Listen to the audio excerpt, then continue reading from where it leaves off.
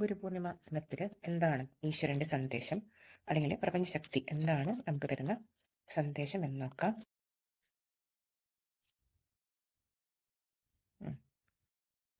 നിങ്ങളിപ്പോൾ ശ്രദ്ധിക്കേണ്ട ഒരു സമയമാണ്. അപകടം പതിയിരിക്കുന്നതായിട്ടാണ് പ്രപഞ്ചം ഒരു വാണിംഗ് തരുന്നുണ്ട്. പേടിക്കേണ്ട കാര്യമൊന്നുമില്ല, നമ്മൾ സൂക്ഷിച്ചാൽ മതി. പുതിയ അവസരങ്ങൾ വരുമ്പോൾ അബദ്ധത്തിൽപ്പെടാതെ സൂക്ഷിക്കുക എന്ന് പറയുന്നത്. അശ്രദ്ധയോടെ കാര്യങ്ങൾ നോക്കിക്കാണരുത്. നിങ്ങൾക്ക് പല അവസരങ്ങളും ലഭിക്കും. അതിൻ്റെ പിന്നിൽ എന്തെങ്കിലും ചതിക്കുഴികളുണ്ടോ? പ്രത്യേകിച്ച് വിദേശത്തൊക്കെ പോകാനോ വിദേശത്ത് ജോലികൾ ശ്രമിക്കുന്നവരൊക്കെ ആണെന്നുണ്ടെങ്കിൽ അവിടെ എന്തെങ്കിലും നിങ്ങൾ വിസ കാര്യങ്ങളൊക്കെ നല്ല ശ്രദ്ധിച്ചിട്ട് ചെയ്യുക. ഒരുപാട് ചതിക്കുഴികൾ ഉണ്ടാവാൻ സാധ്യതയുണ്ട്.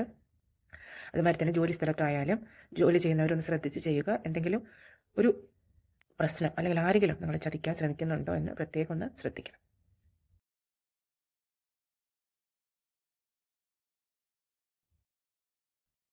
ധ്യാനം.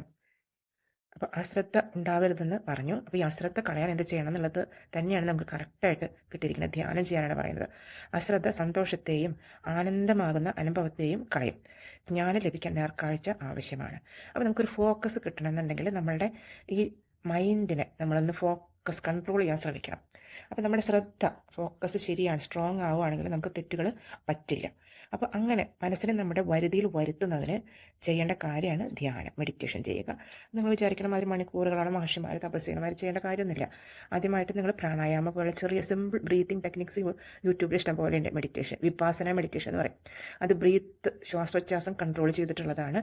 ഓരോ ശ്വാസത്തിനും നമ്മളെടുക്കുന്ന ഓരോ ശ്വാസത്തിനും അതിൻ്റേതായ പ്രത്യേകതകളുണ്ട്. നമ്മൾ എത്രത്തോളം നീട്ടിയെടുക്കുന്നു, എത്രത്തോളം ഹോൾഡ് ചെയ്യണു, എങ്ങനെ ശ്വാസം റിലീസ് ചെയ്യണം, അതിന് നമ്മുടെ ആ ഒരു സ്പിരിച്വാലിറ്റി ആയിട്ട് ഒരുപാട് കണക്ഷൻ ഉണ്ട്. നമ്മൾ വിചാരിക്കുന്നതിനൊക്കെ ഭയങ്കര കണക്ഷൻ ഉണ്ട്. അതാണ് നമ്മുടെ ഭൗതിക തലം ആത്മീയ തലം തമ്മിലുള്ള ഒരു കണക്ഷൻ എന്ന് വെച്ച് കഴിഞ്ഞാൽ നമ്മുടെ ഈ ശ്വാസോച്ഛ്വാസമാണ്. ശ്വാസം എപ്പോൾ നിന്നോ അപ്പോൾ നമ്മൾ ജഡമായി അല്ലേ. അപ്പോൾ പ്രാണനെ പിടിച്ചു നിർത്തുന്ന ശക്തിയിലൂടെ നമുക്ക് പ്രാണനെ നിയന്ത്രിക്കുന്ന ശക്തിയിലേക്ക് എത്തിച്ചേരാം.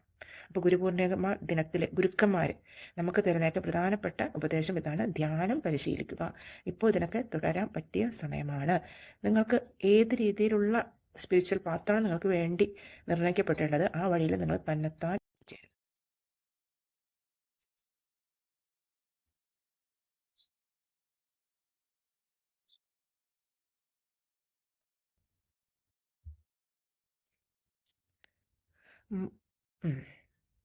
ഇപ്പോൾ ചിലർക്ക് അല്പം മോശം സമയമാണ്. അപ്പോൾ അതുകൊണ്ട് ബന്ധത്തിൽ പുരോഗതി ആഗ്രഹിക്കുന്നുണ്ടെങ്കിൽ പെട്ടെന്ന് ഒരു തീരുമാനം എടുക്കേണ്ട, അല്പം സംയമനം പാലിക്കാനാണ് പറയുന്നത്. അപ്പോൾ അതൊന്ന് പ്രത്യേകം ശ്രദ്ധിക്കുക.